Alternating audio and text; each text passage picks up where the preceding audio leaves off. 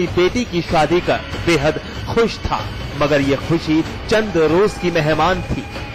जल्द ही हंसी से लबरेज चेहरे बदहवासी बर्दाश्त करने पर मजबूर होने वाले थे। अनहोनी अपना काम कर चुकी थी, क्योंकि 5 दिन पहले श्रीमती की लाश एक सुनसान इलाके से बरामद हुई। संदिग्ध हालत में बरामद श्रीमती के शव ने सनसनी फैला दी। उसके शव की हालत इस कदर खराब थी कि देखने वाले भी दहशत से भर गए। सुनिए। पे निशान है, आंख फूटी हुई है, बाजू पे निशान है और चाकू पे निशान है ये, और किसके निशान है, और उसकी ब्लाउज वगैरह फटी हुई है, पेटीकोट फटा हुआ है सारा, बिल्कुल ऐसी हालत में है कि उस सीन को मैं देख ही नहीं सकता। अच्छा, क्या रेप वगैरह हुआ उसका? सर मुझे तो पूरा 100% ये लगता है कि रेप ही हुआ है। उसका कहता है कि मैंने एक ने मारी है, और आज तक इस बात को ये पुलिस वाले ये नहीं कबूल कर पाए कि हाँ 2 ने मारी है, 4 ने मारी है। ये तो कहीं ये कह देते हैं कि हाँ 1 नहीं मारी है। सुना कुछ, सारे जिस्म पर धारदार हथियार के निशान थे। इन्हें 100% भरोसा है कि हत्या से पहले गैंग रेप किया गया। 2.5 महीने पहले जिस लड़की की शादी हुई थी, उसकी हत्या से कोहराम मच गया। लड़की का परिवार सीधे थाने पहुंचा। पूरा गांव गमगीन था, परिवार टूट चुका था। इलाके के एक पूर्व सांसद ने भी मोर्चा संभाला। इल्जाम साफ साफ है कि श्रीमती के पति रंजीत और उसके परिवार ने एक साजिश के तहत उसका कत्ल कर दिया। दहेज नहीं मिलने पर गैंग रेप कर हत्या कर दी, क्योंकि 5 दिन पहले पति रंजीत पत्नी श्रीमती को मायके से विदा करा कर ले गया था और अगले ही दिन उसकी लाश बरामद हुई। डॉक्टर की रिपोर्ट का भी कहना है कि उसके साथ 5-6 लोगों ने रेप किया है। 2 महीने शादी को हुए लड़की को। दहेज का मामला होता तो 2 महीने में हत्या नहीं हो सकती दहेज के मामले में। दूसरी बात और भी विषय है कि लड़की को घर से लेने गया है। अगर दहेज का मामला लेने नहीं जाता, लेके आया है तो फिर छोड़ने जाना चाहिए था उसे। छोड़ने भी नहीं गया, हत्या कर दी, उसी गांव के अगल बगल में डाल दी, रेप हो गया। इससे बड़ी शर्म और दर्द की बात क्या हो सकती है सरकार के लिए और नेताओं के लिए और पुलिस के लिए? पुलिस को चुनौती के रूप में लेकर के 24 घंटे में किसको वर्कआउट करना चाहिए। सारे मुलजिम जेल के अंदर होना चाहिए। 5 दिन से श्रीमती का परिवार ससुराल पक्ष की गिरफ्तारी की मांग कर रहा है, मगर पति रंजीत को थाने में बिठाकर पूछताछ की जा रही है। रंजीत का कहना है कि पत्नी श्रीमती का अवैध संबंध था, इसलिए उसकी हत्या कर दी। तुम्हारे उसको अपनी पत्नी? सर उसकी नाया संबंध है। किससे नाया संबंध है? सर ओमिस नाम की लड़की से। पुलिस का कहना है कि श्रीमती के साथ बलात्कार नहीं हुआ है। पोस्टमार्टम रिपोर्ट से पुष्टि हो चुकी है। इसका मुकदमा था, हत्या का मुकदमा लिखा गया था, तो उनको कुछ कंफ्यूजन हुआ तो एक साथ रेप हुआ है, लेकिन वो बात मेडिकल में प्रमाणित नहीं हुई। मेडिकल में डॉक्टर का बयान लिया गया तो वो गलतफहमी थी, और दहेज का मुकदमा लिखा गया है सास ससुर पति और देवर के खिलाफ। सोनपाल ने लिखा है कि उनकी लड़की की दहेज के लिए। रंजीत ने पत्नी श्रीमती के कत्ल की बात कबूल कर ली, मगर रेप की बात से इनकार कर रहा है। लेकिन श्रीमती के परिवार का कहना है कि रेप के बाद हत्या की गई है। मामला दहेज हत्या का लिखा गया है।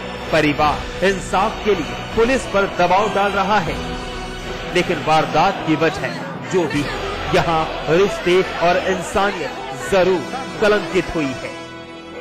अनिल चौधरी, अलीगढ़ समाचार।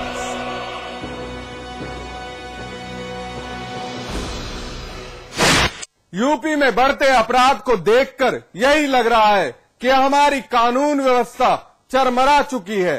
तभी तो जुर्म के खिलाफ आम जनता ही कानून को हाथ में लेकर खुद इंसाफ करने लगी है, लेकिन इसका खामियाजा भी आम जनता ही मुजरिम बनकर अदा कर रही है।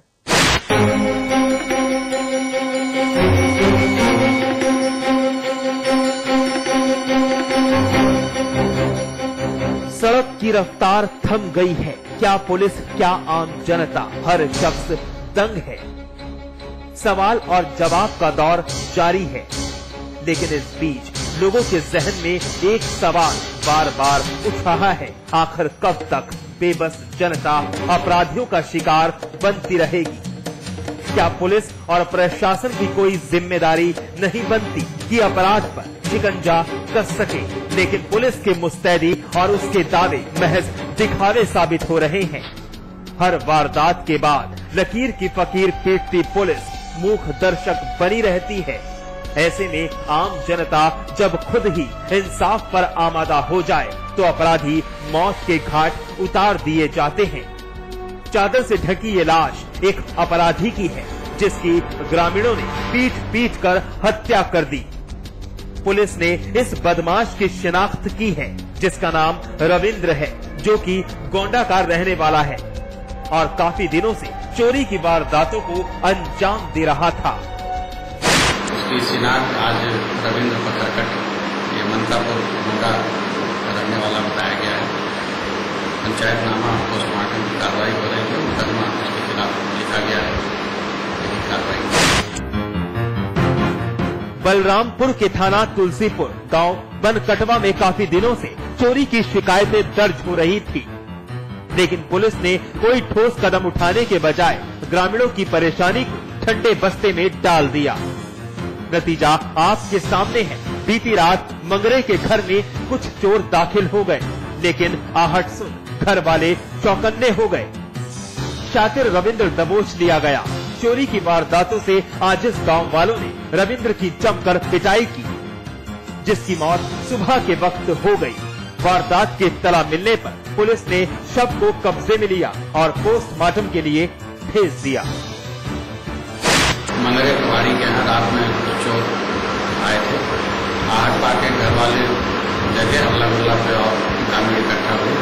एक बदमाश उन लोगों ने पकड़ लिया और उसकी पिटाई की। उसकी सवेरे बीते एक सप्ताह पहले भी बनकटवा गांव में चोरों ने एक घर को अपना शिकार बनाना चाहा था, जिसमें नाराज ग्रामीणों ने चोर को पीटकर मौत के घाट उतार दिया था। उस दरमियान पुलिस ने कार्रवाई करते हुए 4 लोगों के खिलाफ गैर इरादतन हत्या का मुकदमा दर्ज कर गिरफ्तार कर लिया। पुलिस और प्रशासन की हाजिरी में ऐसी वारदातें कानून की धज्जियां उड़ा रही हैं, क्योंकि आम जनता का भरोसा टूट चुका है। लेकिन फिर भी कानून तो कानून है। कानून को तोड़ने वाले भी तो गुनहगार ही हैं। सलीम सिद्दीकी, बलरामपुर, समाचार प्लस। कानपुर के काहिल यूपी पुलिस के कांस्टेबल की काली करतूत ने महकमे की साख पर बट्टा लगा दिया। एक लड़की के संगीन इल्जाम ने उस सिपाही को कटघरे में खड़ा कर दिया, क्योंकि सिपाही पर लगा है छेड़खानी और बदसलूकी का संगीन आरोप। देखिए रिपोर्ट। मॉल से निकल के बस ऑटो में बैठे, जैसे ऑटो में बैठ के आगे बढ़ ही रहे थे, ऑटो पूरी तरीके से चल भी नहीं पाया था, वैसे ही अचानक से झपट्टा मारा। चेन तो गई, ऊपर से हाथ भी गलत जगह पे लगा। थाने में मौजूद ये लड़की अपने ऊपर बीते उस पल को बयां कर रही है, जिसने इसके जहन को झकझोर कर रख दिया। जी हां, लड़की छेड़खानी का शिकार बनी है। लड़की ने जिस शख्स पर संगीन इल्जाम लगाए हैं वो कोई आम शख्स नहीं, बल्कि एक खाकी धारी है, कानून का मुहाफिज है, जिसके कंधों पर समाज की सुरक्षा की जिम्मेदारी है। और आज वही खाकी शर्मसार भी हुई है। अब जरा उस कांस्टेबल से भी मिल लीजिए जिसको लड़की ने पुलिस के हवाले किया है।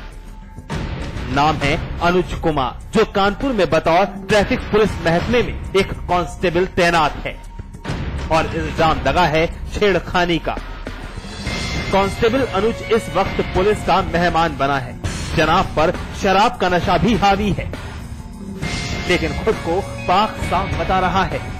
निराधार गलत लगा रही है। मेरा साथी का फोन आ गया था, उसको पलटी हो रही थी, तो मैं उस पीरियड में भाग के वहाँ अपनी लाइन के लिए पहुंच रहा था। हमने अभी दिखा रहा हूँ डॉक्टर को, और इन लोगों ने मुझे ही खदेड़ लिया। किसने खदेड़ लिया आप लोगों? ये लड़के थे और लड़की के साथ, और ये सब मुझे ही खदेड़ लिया जाके। पीड़ित लड़की के मुताबिक कानपुर के फूल बाग में स्थित मॉल से बाहर निकलकर वो अपने घर की तरफ रवाना होने वाली थी। तभी ऑटो में बैठी लड़की से कांस्टेबल अनुज ने बदतमीजी की। लड़की ने बहादुरी दिखाते हुए ऑटो रुकवाई और कुछ लोगों की मदद से कांस्टेबल अनुज का पीछा किया। काफी मशक्कत के बाद लड़की ने अनुज को एक होटल से दबोच लिया। इस दरमियान स्थानीय निवासियों ने अनुज की पिटाई भी की और पुलिस को सौंप दिया। तो इसने टेम्पू रखा, इसने मुड़ करके देखा तो ये खट से भगा। जब भगा तो 2-3 लड़के और खड़े थे, वो भी भगे। इसके बाद पुलिस वाले भैया मिल गए, वो भी भगे। जाके होटल में इनको पकड़ा, वहीं पर इनको इसने 2-4 झापड़ जो है मारे। पुलिस ने आरोपी अनुज के खिलाफ मुकदमा दर्ज कर लिया है और जांच में जुटी हुई है, लेकिन हमारी मित्र पुलिस इस मामले पर कुछ भी कहने से बच रही है। अंदाजा बखूबी लगा सकते हैं कि आम जनता आखिर किससे हिफाजत की उम्मीद करे, जब कानून के मुहाफिज ही हदें तोड़ने पर आमादा हो। अश्विनी निगम, कानपुर, समाचार प्लस। बहरहाल एनकाउंटर में वक्त है एक ब्रेक का। ब्रेक के बाद दिखाएंगे एसिड अटैक की एक शर्मनाक वारदात।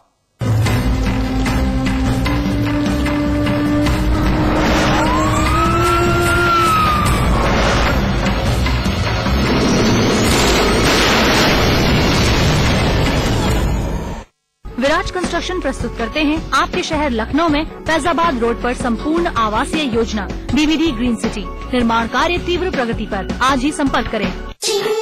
आजली क्या? Julie, my love of my life. Julie! उंगली खुजली ने प्लान बनाया क्विकली और 5 दबाया क्वाइटली।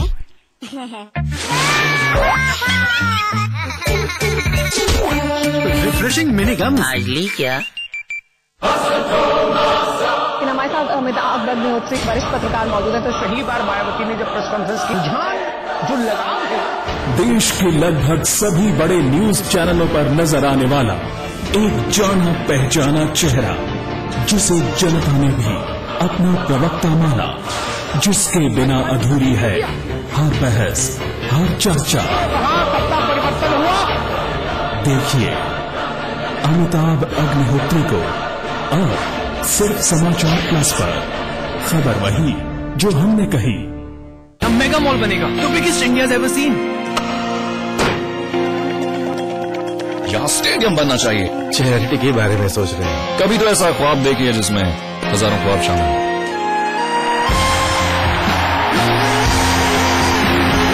जब दूसरों के ख्वाब पूरे करोगे ना, तो अपना कल बनते देखोगे।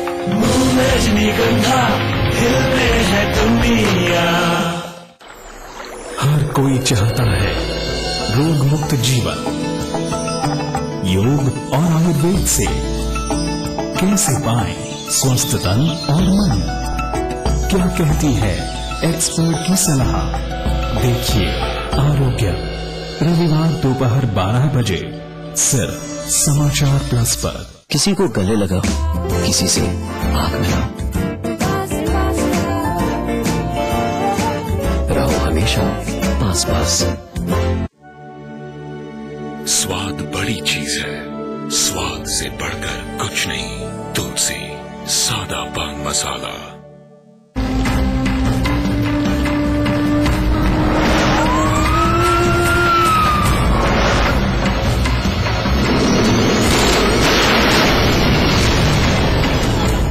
सुप्रीम कोर्ट कहती है कि महिलाओं पर तेजाब फेंकना जहर देने के बराबर है। इस बात पर अपनी मोहर लगाकर गैर जमानती अपराध भी करार दिया। मगर क्या इस आदेश के बाद इस तरह के अपराध कम हुए? बिल्कुल भी नहीं। एसिड अटैक करने वाले बेखौफ हैं और इसकी गवाही बस्ती की एक दिल दहला देने वाली वारदात दे रही है।